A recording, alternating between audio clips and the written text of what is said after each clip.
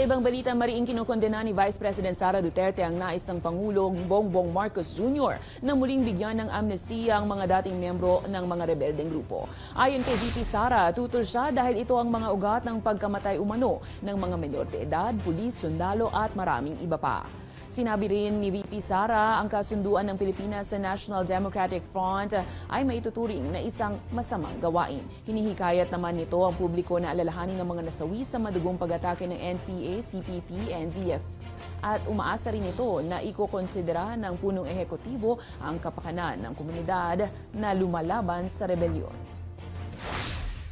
Hindi ang pagbibigay ng amnestiya ang daan sa kapayapaan. Ang dapat nating gawin ay pagpatuloy ang ating mga nasimulan sa NTF-ELCAC at mas palakasin pa ang mga ito.